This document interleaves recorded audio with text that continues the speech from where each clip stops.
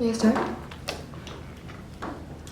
Now, Mr. and Madam Speaker, the very problem that we identify with honorific is that it is a one-sided mutual respect toward the young people directly only to the elder people, translating that older people do not pay respect to younger people, while the vice versa is always going to happen. And we see that we welcome a society that does not use honorifics compared to a society that does, because that's going to lead to much less unfair oppression, but also much more meritocracy, much more fairness and justice given to people in all ages, both young and both old. Okay, so having this clear, I'm going to directly go on to my two arguments. First, about the unfair oppression that is going to happen, but second, about the social utility in the end of the day. First, going to my first argument about unfair oppression. So we tell you first, how does language shape culture? We tell you that culture itself is expressed and actually is communicated in the form of language. And because language is something that you use on a very daily basis, you always talk, you always communicate, and you express way in the channel of language in the first place. We tell that language is an extremely important form when you actually relate to your culture and the general social norm and the society that you're living in the first place. But why is honorifics problematic, Mr. and Madam Speaker? It's because that it indicates individuals that you automatically have to pay respect to or submit your surrender to the old individuals. It translates that some people, the older people, deserve the respect, while some people simply do not. Some people you can simply just not use honorifics, while some people you have to pay the respect because they're simply older, even though we say that there is cases where these older people simply do not deserve the respect that they are receiving in the status quo. And therefore we believe that the society is putting a tag on individuals, that some people are superior, and some people are inferior individuals, despite the fact it's how old you are is something as a birth lottery, right? Because you didn't choose to be born at a certain age or a certain year. It's rather something that it's a natural content in the first place. And therefore, I believe that it's problematic because, as I mentioned before, it's not a mutual respect. Younger individuals do not have to pay respect to the older, while the vice versa will not happen. And the reason why this is problematic is because the young people cannot negate the ideas from the old people. What do I say? Because the society norm, it actually conforms to the fact that the older people are more better than young people. It says that you should respect, and if you don't do so, it's something that is rude, it's something that is going against the very nature, because the old people by nature inherently are deserving the respect of young people in the first place. And that's why it's very hard to negate what the old people say in the first place. And therefore, we believe that when we compare the young and old, the young people's every oppressions, every opinions are going to become considered as naive, while the old people are going to be considered as more experienced, they're going to be considered as more wise in the first place. Therefore, the very happiness or the self-actualization that these young people can actually have in the status quo is something that is going to be very limited in the first place. But also considering the fact, Mr. and Madam Speaker, that in order for one conversation to be fruitful, or to actually have various ideologies to coming out of the table, the very table should be it should be fair for everyone, meaning that there should not be automatically one person that is considered to be better than other person. It should be rather on a ground where everyone can have a free conversation, Mr. and Madam Speaker. That can never happen when the old ones are considered as an automatic win. Old ones are considered as people who generally deserve more respect simply because they are more old in the first place. And that's why I believe that is why in the current status quo we say that companies, they exploit their younger part of their employees. They actually say that you should do everything that old people don't want to do because it's rude for you to say no to what the old people are going to tell you. Also, that's why 대학교 똥공기 exists. It's because their seniors are going to be now oppressing their freshmen because they simply think that they have an upper hand. They think that they're better. They think that they're superior than their freshmen just because they were like 1 year or 2 years older than these individuals. We don't think that's something that's justifiable under the government because we tell that all individuals are equally important despite their age, despite their social status. They deserve the equal and mutual respect that can never happen with the existence of honorifics, because honorifics only say that one side should respect the other side, which is the older part. We say that mutual respect, where everyone can actually say that you are also good and you are also good. We tell that mutual respect is extremely important in the status quo, never under their side. But going on to my second argument about the social utility, Mr. and Madam Speaker, we said that being old and having an old age itself is going to be considered as a quality and the upper hand of other people. People are going to be considered as superior in the first place.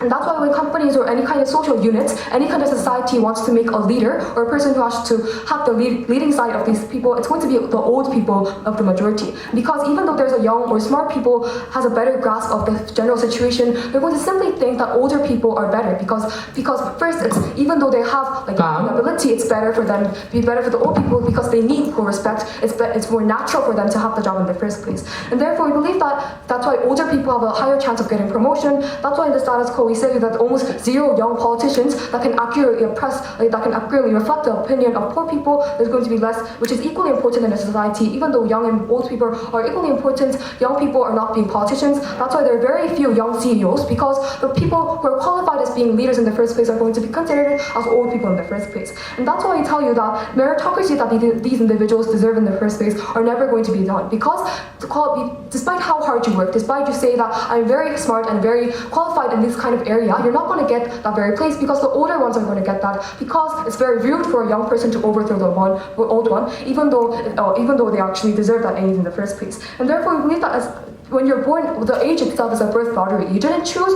to born in a certain age in the first place. When these kind of birth lotteries are actually now being a one yardstick to compare what your ability is, how smart or how naive you can be, we tell you that there is a clear problem existing in the status quo. We tell that rather, when we say that everyone is equal, everyone can get equal chances, the more talented one will get the job rather than the older one. We tell that there's going to be much more better social utility when everyone can get equal representation, and therefore a society where everyone can say a mutual respect in the first place. And that's why I tell you two reasons mutual respect and social utility that can happen under this side. We tell you that we are more than proud to propose to say that honorifics is not something that gives more harm than good. I'm very proud to propose. Thank you.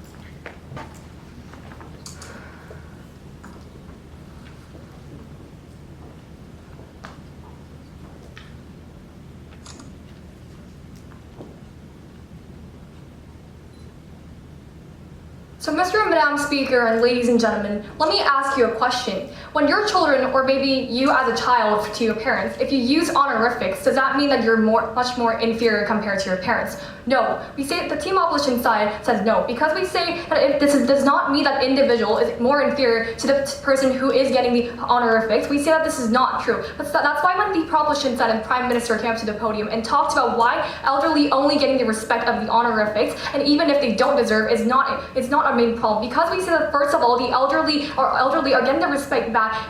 Elderly gets respect back, and they gives the respect back to these individuals and these young people. And the young people, if they meet together, for example, they still use these honorifics. That is exclusively proving you why that this is not an exclusive benefit of elderly people in every cases in the current status quo. But also we say that second of all, if they think it's inferior and the other person who is using honorifics to you is inferior, that is the individual's problem and not the honorifics problem. And I'd like to prove you why the honorific itself is an exclusive culture of Korea compared to other cases in other nations. So, and when they talk about these kind of hierarchy problems of these corporations, about the freshman and speaking up to their parents or elderly and opposing to the opinion of the elderly, we see that this is a hierarchy problem, not the problem of the honorifics from the first place. This is a problem of the hierarchy and structural problem, and the pyramid structure problem, and about the boss structure and hierarchy in the current status quo of South Korea. That is why we think that this is a problem solution mismatch and a harm mismatch that they're saying and blaming just simply a wrong harm. But also we say that the politicians, when they're talking about how the young people are less elected in the first place. This is again another factually wrong information, because the politicians are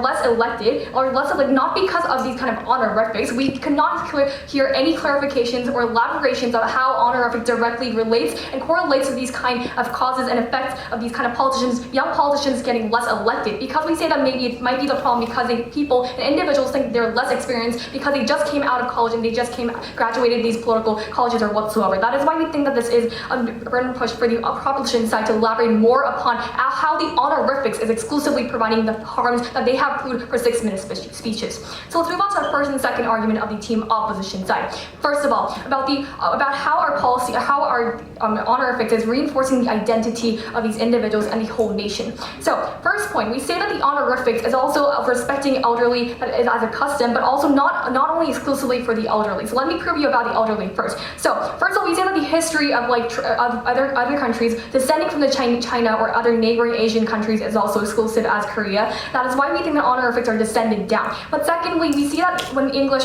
they don't have honorifics and they have polite manners when they meet the elderly or the people who needs respect. In these kind of cases, we say that this is another way to express politeness in Korean and South Korean exclusively. That is why we think that this is an exclusive custom coming from South Korean culture. But also we say that third of all, because we have been going through wars and a lot of difficulties and quandaries, we say that in these kind of cases, for example, the wars and South Korean wars or any kind of comfort woman or whatsoever, we see that the elderly people who actually contributed to solving every single problem in the current status quo and contributing to society, we see that this is also another custom and culture of South Korea to respect the elderly. If they are so concerned about the respecting of the elderly, we say that this is not a problem in the current status quo. But second of all, we also say that young people, if they first meet each other, we say that this is also another form of respective language. That is why this is not only exclusive to the elderly, even though it is a custom. But second of all, why is this problem and why is this about related to the honorifics, about these mutual exclusive benefits of these honorifics? We say that the respecting others is reinforcing your own dignity and identity.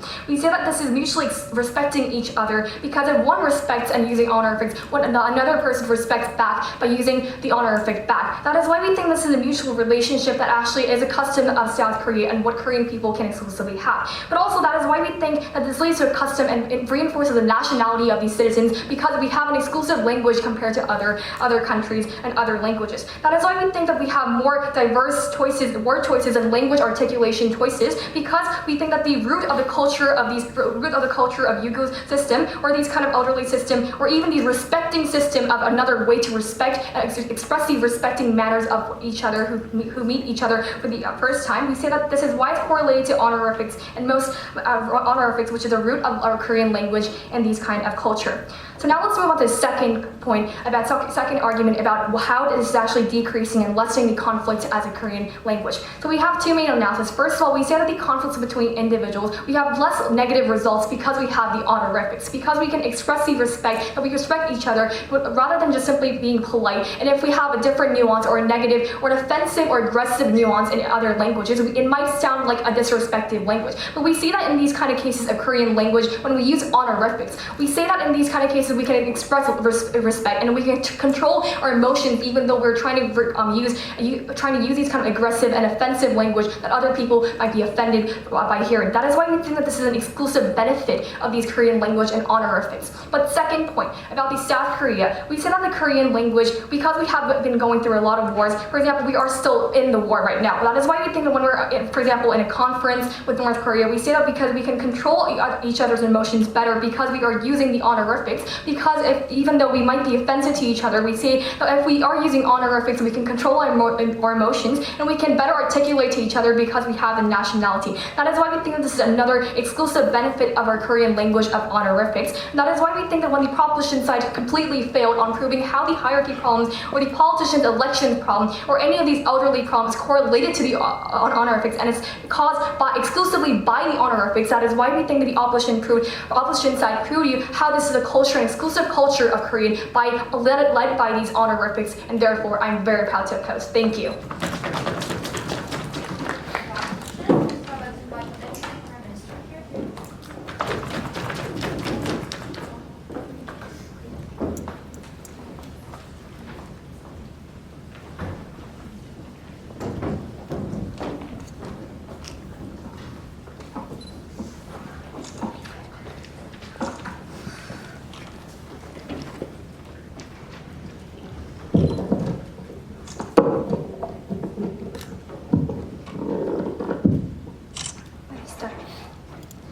So Honorable Mr. and Madam Speaker, we want to tell you that the reason why honorifics were made in the status quo and the meaning imposed in honorifics is about respecting and absolutely following what the upper class people are talking about. We think that the reason why honorifics was actually made in many of our societies and actually Korean society in the first place is because we actually tell you that you're talking to another person with a much more higher authority and much more other power, especially in the cases of your king or whatnot. And the meaning imposed in these honorifics means that you should absolutely respect other people and the people that are actually in a higher opportunity because they're absolutely wise simply because they're older than you are. And Mr. and Madam Speaker, we actually want to regret that this meaning imposes uses the honorifics itself is actually bad, but we think that the meaning itself has empowered these people to think in their subconscious that this is true, and it actually made much more easier for older people to exploit this idea that you should absolutely respect older people simply because you're elder, and that's the reason why you should use honorifics in the status quo. That's a part of our own culture, Mr. Madam Speaker, and we're telling you that that's exclusively harmful under their case. Now, before we move on to our last argument of how it's going to lead to much more less social discourse between generations of our society, firstly, I want to rebut to what the leader of opposition has talked in today's debate. So, firstly, what she talked about was that the problem of Clarification, ma'am. companies or whatnot is the exclusive problem of our own social structure or whatnot. However, Mr. Madam Speaker, we clearly told you that this is not true. We told you that the formation of these social structures was because of the language in the status quo. And language actually empowered the formation of these kind of systems because it justifies the act of absolutely just blindly respecting other people and thinking that other people are right, simply getting respected because they're old in the status, older than who you are. And we think that this exclusive problem of social culture and social structures is actually because of the formation of honorifics and because we use honorifics in the status quo. Compared to countries such as United States or whatnot that do not use honorifics in the status quo, we see many liberal conversations within the society or whatnot, even in schools and even between the Congress or whatnot, because people do not use honorifics and they do not actually have the idea that ultimately need to respect like other people simply because of old and you're in a lower position because you're old. We think that that is why countries like the United States have much more liberal conversations that has lead to much more benefits to these kind of countries. And we think that these kind of conversations is much more flexible relationship between the people were impossible because people are now going to start to divide themselves like I need to use honorifics to you because simply you're older and I have a more authority and more power in these kind of corporation systems. We think that that's why it's necessarily harmful for the opposition side to keep on using these honorifics in the status quo, and they're empowering and sustaining these kind of social structures that we want to regret in today's debate. But also what the leader of opposition had talked about was that it's not respect towards the elderly, but it's actually respect towards mutual respect. However, Mr. Madam Speaker, when they say that mutual respect is possible, we think that mutual respect is possible because both of the entities are actually using honorifics in the status quo, right? I use honorifics to you, and you use honorifics to me. But we think that that is actually mutual respect because they understand that they're in the same position. And we think that mutual respect is still possible even though you do not use honorifics in the status quo, because if they have the idea of equality, we think that there's no reason why they're not going to respect other people in the status quo. But secondly, Mr. Speaker, when they say that I respected other people simply because I used honorifics, we think that that is deterring other benefits, such as respecting people with other actions or whatnot, such as in the cultures of other countries of holding the door for other people to pass by. We think that if people simply think that they have respected other people simply because they use this honorifics, we think that it is discouraging other actions for people in action in order to respect other people, such as holding the door, which is a culture that has in Western countries that do not use honorifics in the first place. But secondly, when they talked about that it's going to lead to less conflicts because they use honorifics in the status quo, we think that this is firstly not true. The reason why conflicts is occurring in the status quo is not because people are not using honorifics in the status quo, Mr. and Madam Speaker. We think that the reason why conflicts is happening is because their ideas are different and their situations are different and what they want is different in the society, which means the use of honorifics and non-use of honorifics is actually not going to be the ultimate cause of conflict of the people or whatnot. And even though we do not use honorifics, if they do not insult other people, we think that insulting other people and respecting and not respecting other people is actually different. We think that even though they do not use honorifics, if these people do not insult other people, but they actually willingly listen to other people, and we think that that kind of conversation manners are going to lead to less conflicts under the case, even though we do not use honorifics in the status quo. And having this clear, we want to move on to our last argument of how it's going to marginalize the problem between the younger generation and the older generation or not. Mr. and Madam Speaker, we clearly told you how the opposition side is forming a barrier within the people and dividing them at a certain standard of age in the status quo. And when we tell you that if there's going to be lesser conversations because they feel disparity between the older people and the younger people themselves, we think that that's going to lead to less disconnection between the younger generation and the older generation. Like we see in the problem of congresses or whatnot, we tell you that this is going to be much more exemplified when it goes to a macro level because these younger generations and older generations are now dividing themselves because of use of honorifics or whatnot. It's very hard to make emotional attachments to the people who are older than you, who are not familiar with you, if you actually use the honorifics itself. And we think that this is actually going to lead to much more harder situations of social contact and conversations at the end of the day. And when people are not going to be willing to talk with other people, and if people are not going to less willingly have conversations with other people, we tell you that it's going to be a much more unhealthier society, because they cannot cooperate within one society, but they're going to start to marginalize a generation because they're dividing them as a standard of such as which age you're having in the status quo. And for these reasons, I'm very proud to report.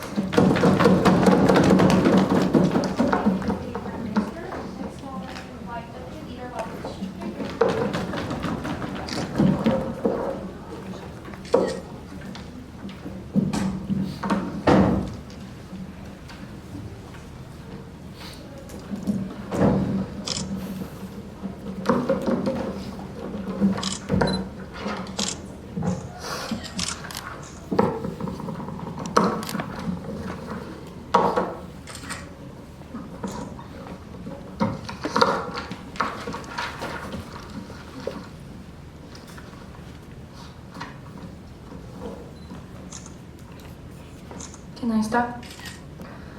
Mr. Madam Speaker, side opposition isn't denying the importance of meritocracy. What side opposition is trying to achieve is that we don't believe that honorifics are harming the value of meritocracy existing in the status quo. Side government constantly comes up to the podium talking about how young people are not respected in the status quo because we have the existence of honorifics. We believe that this is factually wrong, but we want to either ask side government that then you believe that the standard of getting respect in the status quo should be only meritocracy, Mr. Madam Speaker. We believe that this is factually wrong from the get-go. Having that said, we'd like to directly go on to our rebuttals, about two rebuttals. First is about whether it brings a wrong social perception to the elderly or superior, and second about whether it's going to benefit the individuals in terms of social discourse. Having that said, directly going on to our first rebuttal, we have 6 sub-points. First, we believe that their biggest premise is that honorifics is only utilized by the young to the elderly in the status quo. We deny the premise, Mr. Madam Speaker. At the instance when we are in a formal situation, it's very likely for both individuals, even if we don't know their own age, it's very likely for these individuals to use honorifics to respect each other in the status quo. And that's the clear reason why we also see individuals of elderly utilizing honorification to respect those young people in the status quo. We believe that that's factually wrong. But second, when the second speaker came up to the podium talking about when there's a mutual respect to each other, that's not mutually exclusive in any case. Yes, Mr. Madam Speaker, when they talk about how individuals of elderly are going to feel so superior because the youngers are using honorifications, we believe that that's not mutually exclusive in any case because they're feeling superior due to the fact that they're old, not because of the utilization of honorifics existing in the status quo. We believe that the harm that they clarified is also not mutually exclusive. Then, Mr. Madam Speaker, it comes to the extent about the comparison about this cultural value, we believe the side opposition clearly has an upper hand in these kind of terms. But second, Mr. Madam Speaker, they talked about how there are elderlies who do not deserve respect. We don't see why elderlies do not deserve respect in any circumstances. We clearly see how elderlies have overcome the many harness in the status quo. They have contributed constantly for the society. We don't clearly see why elderlies do not deserve respect, as their Prime Minister clarified. Furthermore, Mr. Madam Speaker, under government's characterization, then it comes to an extent that people should be only respected under their meritocracy, under how they're talented in the status quo. But we clearly see how there's a difference and distinction of how the individual's potential is in the status quo. There are highly talented people and there are individuals who are not talented in the status quo. Under their case, we believe that the birth lottery that they're talking about is going to be even more severe under side government because we clearly see the talents are clearly different due to the birth lottery, Mr. Madam Speaker. Having that said, third, about the inferior perception, because I use honorifics to my parents does not mean that I feel inferior to my parents. We clearly see how teenagers and teachers are also using a very fruitful debate to each other in the status quo. We don't clearly see why the inferior perception is actually existing in the status quo. We believe that it's factually wrong. But first, regarding regarding the young CEOs and politicians existing in the status quo, the reason why there is less young individuals in the status quo is because they have less experience. There's a way more short term that they had up into the field existing in the status quo, and that's the difference of how much experience they have. It's not the difference of whether they're old or like young in the status quo. Lastly, even if the problem is existing in the status quo, we believe that's not the problem of honorifics, but either it's because of the hierarchy existing in the status quo, no engagement coming from side government till the end of the debate. But moreover, going on to the second rebuttal about individual social discourse, Mr. Madam Speaker, we believe that they didn't have any logical link because there's honorifics. We don't clearly see why we can't communicate with teachers, we can't communicate with our grandparents in the status quo. We see when there's a clear, fruitful debate that can happen, and when there's a protest happening in the status quo, all generations opt into that protest in that extent. And there are also people who are against that protest and who are protagonists towards the protest in the status quo. We see diverse generations, but that doesn't mean that we are incapable of talking to those elderlies who are against us and against my own value in the status quo. Just because of the honorifics exist, that doesn't give us a justification why social discourse isn't happening in the status quo, because we believe that South Korea has a good democracy when the representation is effective. We see many social discourses happening in the status quo, and that's the clear reason we also see many controversy regarding Japanese issues. We also see many controversy regarding what Moon Jae-in is actually doing regarding the kind of North Korea issues, Mr. Madam Speaker. We believe that that's a total flaw. Having that said, we'd like to directly go on to our last argumentation about why those vulnerable minorities are going to be better protected under side opposition, and also regarding children, Mr. Madam Speaker. We have two analyses. First, we clearly pointed out that meritocracy isn't everything in the status quo.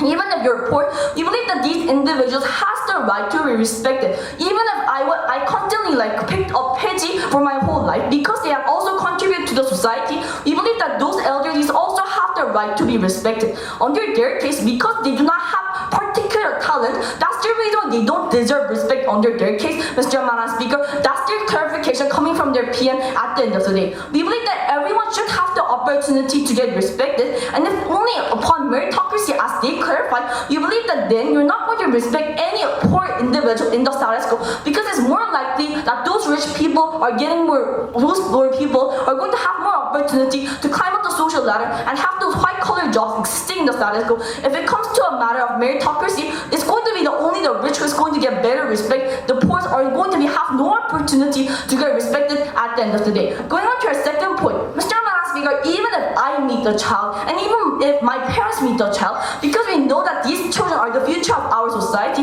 we have the opportunity and the obligation to respect these children. That's the clear reason you see parents and elderly individuals also using honorifics to these children in the status quo. At the instance when the hierarchy itself regarding their elderly people or whatnot, when the hierarchy itself is not going to be disappeared in the society and there's going to be no honorifics, there's no way of the elderly actually showing the respect to these poor children in the status quo. We clearly see how then social discourse is even going to be more degraded under side government, and that's the clear reason why side opposition is more than proud to oppose.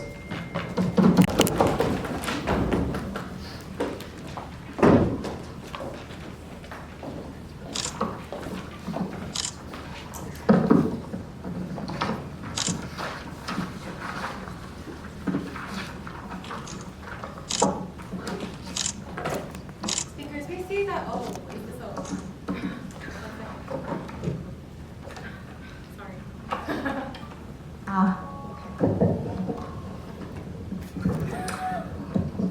Can I help?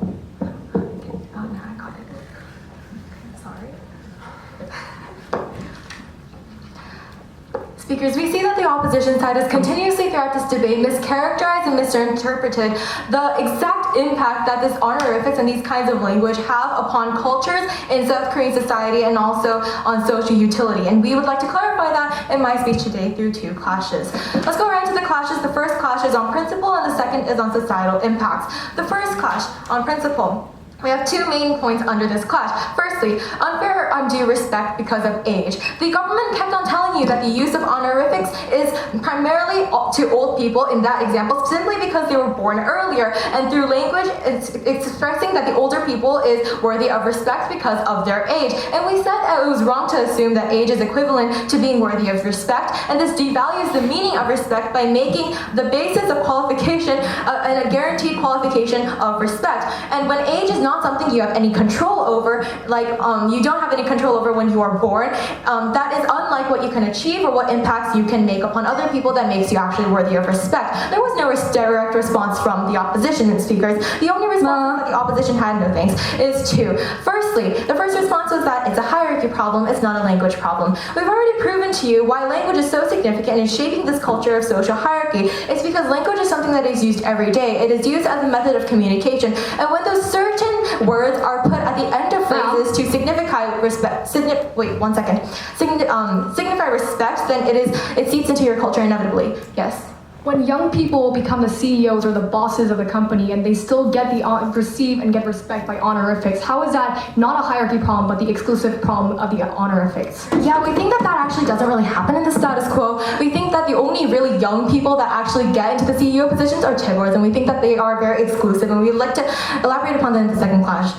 Right, so we think that because language is used as communication, which is used every single day and every single minute of your life when you want to interact, if you're a social person at least, it seeps into your culture and into your everyday life, and it creates an unfair standard for respect in society. For example, when you are at school, even with younger generations, this is already pervasive because you see older students forcing younger students to use honorifics to assert their dominance. The second response that they have is that it's not exclusively for between the old and the young, it's also to show respect to each other or to the poor or to the children. We think that respect can be shown in other ways more deeply and genuinely than the very narrow perception that respect can only be expressed by adding another few words at the end of a phrase like 안녕하세요, right? Rather, you can show respect at a much deeper level when we do not characterize it so shallowly as some kind of sound waves that come out of your mouth, right? We also think that they can rather be alternatively expressed as how polite you are or what kinds of gestures you use.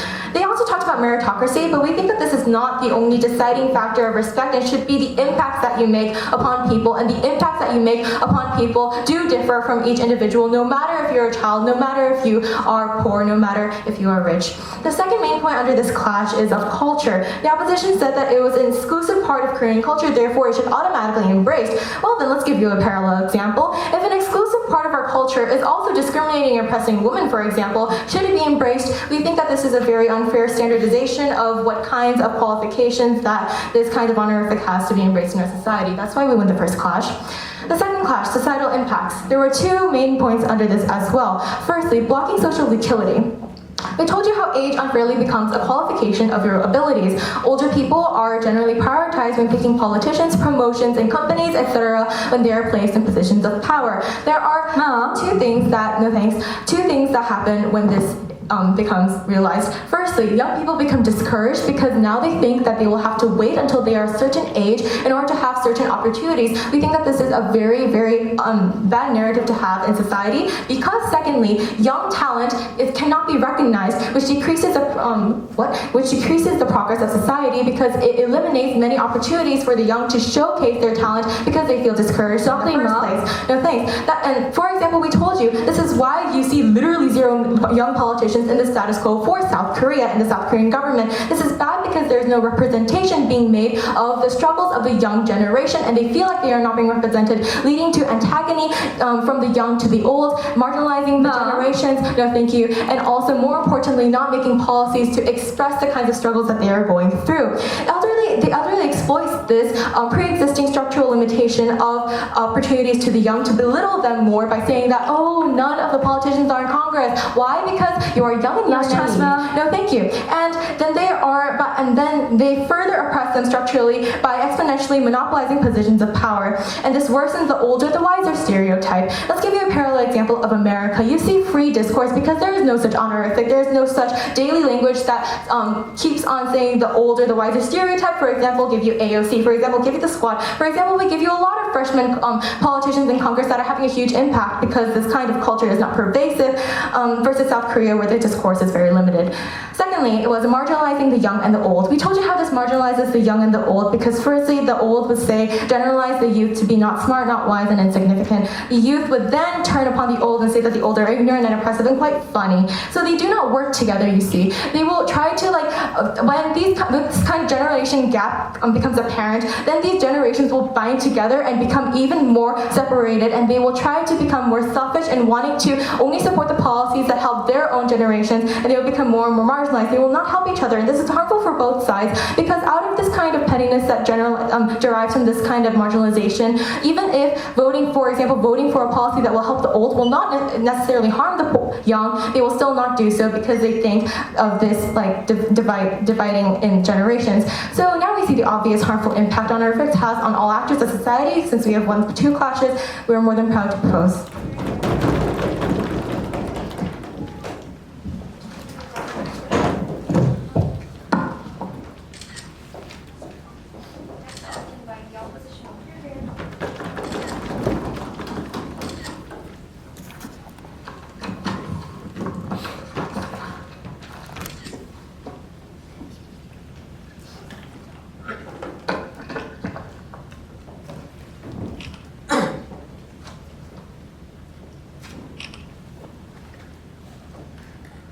Mr. and Madam Speaker, when they talk about how there are different deep respects that you can do to individuals instead of just honorifics, then we do not think that these respects they talk about are not mutually exclusive to our case, and we don't understand why we have to take that away in the case of conversation, why the respect has to be absent from conversation, right? But while even under their world, vertical relationships exist, discriminations exist, and differences between generations exist, rather we believe that the only way to decrease the discrepancy while having the respective identity of all stakeholders that are existent within here are honorifics within the Korean language, so I'm very proud to oppose. There were 2 main issues in today's debate. Firstly, which side can value the life of individuals? Secondly, which side can bring upon better social benefits? Firstly, in the case of valuing the life of individuals, they talked about how we are oppressing the young individuals as this is a birth lottery, and then there needs to be a mutual respect between individuals. But first of all, as we clearly characterized to you, we believe that the usage of honorifics is respecting the dignity of the another person's life,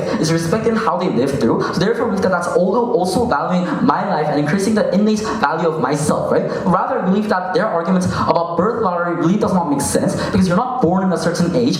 All human beings are born in the same age of 1, and then you live until you become old. So therefore, we believe that your birth lottery example does not exist. Rather, when they talk about how there are different adults who should be deserved and there are adults who shouldn't be deserved, that is the point where prevalent discrimination happens in other cultures, right? We believe that minorities like poor or African Americans, the reason why they do not get respect is because in their language there isn't honorifics. However, under our case, when these poor people becomes elderly, when there's minorities becomes elderly, that is the point where they will also receive respect from other majority of people. That is how we can actually solve birth lottery under our case, right?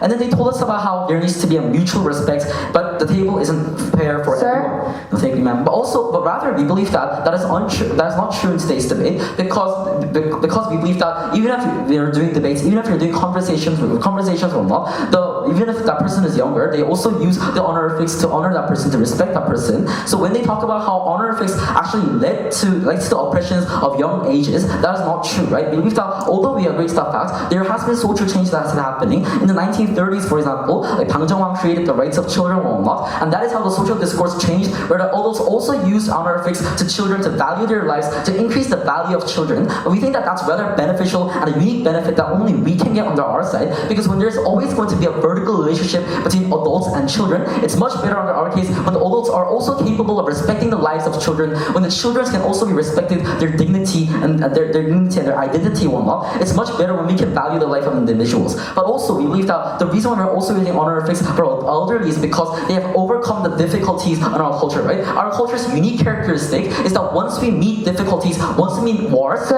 go through a lot of cooperations, and that is how a stable society has been made. Our elders have went through like the Japanese occupations and and the Korean War, and also the people like adults right now have went to the 1997 IMF. That is why we're respecting that those peoples went through difficulties and create a safe society for us. We don't think that this is rather making me inferior. This is valuing the life of individuals and increasing the value which they can't get in their side. So therefore, we believe that we take this first clash.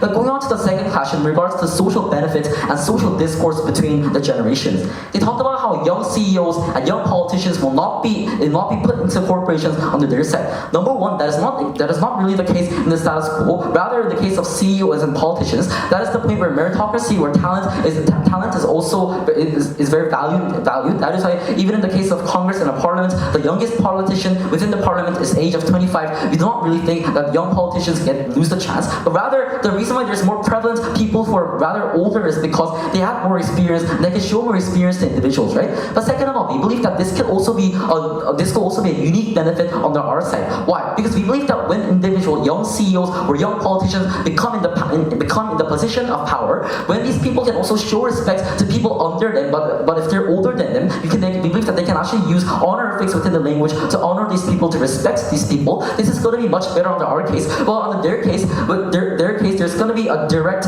vertical relationship just by the social hierarchy, just by the political hierarchy. On our side, because age becomes the yardstick, rather is that every single individual can get the capability, can get the chance to be respected by individuals, even if they do not get to the power position within Congress or within a corporation or not. I believe that that's a unique benefit that we can give to individuals or not. And then they talked about how respect can happen in the case of like holding doors. You believe that holding doors is also a respect that also exists under our world. Then if they think that this honor is very important, can be beneficial, we don't agree to them saying that honorifics are harmful, because honorifics can also give you this direct benefit in the case of conversation, right? I am honoring you, I'm respecting you in the conversation. I don't understand why they're directly opposing to this. But fourth of all, rather, our society, because we can go through cooperations or not, this can create a better society.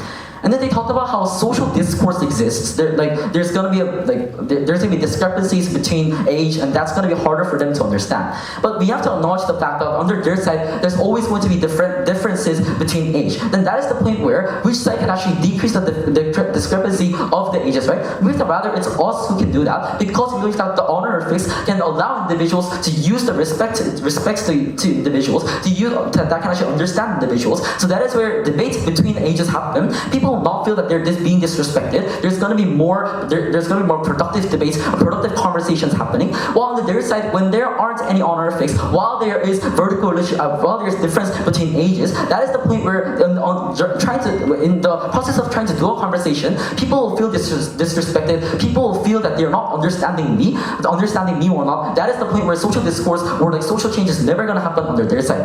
So at the end of the debate, we believe that when all of their harms are not mutually exclusive, or all of their harms were not relevant to honorifics, we believe that the clear benefits of this honorifics is that regardless of race and gender, every single people's lives can be valued, and every single people can actually get that respect from individuals. So I'm very proud to oppose. Thank you.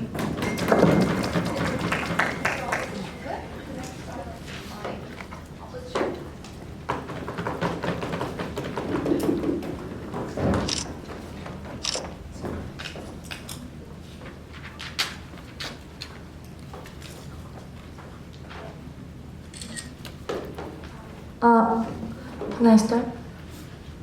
Mr. Mana Speaker, because you're a very honorable judge, when you give us feedback in Korean, you use honorifics, Mr. Mana Speaker, because you highly respect the talent that Ethan's Angels has in the status quo. We clearly see how his honorifics do not create the vertical relationship in the status quo, Mr. Mana Speaker. Having that said, we'd like to directly go on to why side opposition takes the debate to. Mr. Mana Speaker, yes, there were diverse problems clarified by side government in today's debate, but we clearly proved you that this is not because of the existence of honorifics, it's because of the hierarchy existing in the status quo. In Korean, because there is 사장, 부장, 과장, intern, that's the reason why there is such a vertical relationship. It's not because of the existence of honorifics existing in the status quo. So having that said, we'd like to directly go on to some issues that was mainly clarified in today's debate. First, about the respecting standard of other individuals, we have three responses. First, he talked about how the respect should be upon how much influence that individuals makes to the society. Then Mr. Mana Speaker, that's the extent when rich will have an upper hand in getting the respect, because we clearly see how Samsung is giving a very significant effect to South Korea, but either those poor individuals are incapable of giving a significant effect to South Korea in the status quo. But that doesn't mean that Samsung deserves more respect and those poor people deserve less respect. We believe that all individuals are very valuable human dignity, and that's the reason why everyone should be respected in the status quo. And we believe that those kind of ways are achieved through honorifics, especially in South Korea. We don't see an exclusive harm existing at the end of the day. But furthermore, when it's upon the influence, we believe that that itself is the birth lottery under side government. But furthermore, second, about age, we don't clearly see why age being the respecting standard as a problem, because we believe that that's not mutually any case. Even if I was born in America, I would be trained and I would be taught by my parents to respect all your teachers in my status quo, Mr. Madam Speaker. I am taught to respect every individual in the status quo despite the place that I'm born, despite the country that I'm born in the status quo. And that's the clear reason why we don't see an exclusive harm proven by side government till the end of the debate. But third, they talked about how these individuals are going to feel superior and others who utilize honorifics are going to feel inferior. It's not because of the utilization of honorifics, it's just because those individuals have a perception that I'm older, I'm better. So even if those individuals do not use honorifics, that doesn't mean that that individual is not going to think that I'm more superior than those kids in the status quo, Mr. Madam Speaker. Secondly, regarding the meritocracy and talents, we gave us an example of CEO. We told you how it's differentiated by the term working in the field is not because of age or honorifics, no engagement coming from side government. But moreover, Mr. Madam Speaker, they told us about these politicians. We believe that yes, this is also because of the terms existing in the status quo. And furthermore, we believe that this is also factually wrong because young people are wanting representation, then that's the extent when young politicians come out to the society. It's not just because of honorifics. And lastly, about how the culture, we told you how language is very significant, and honorifics was a significant matter of allowing our culture to be preserved to this extent of how Yugo existing in our society still. And that's the clear reason why side opposition is more than proud to oppose. Thank you.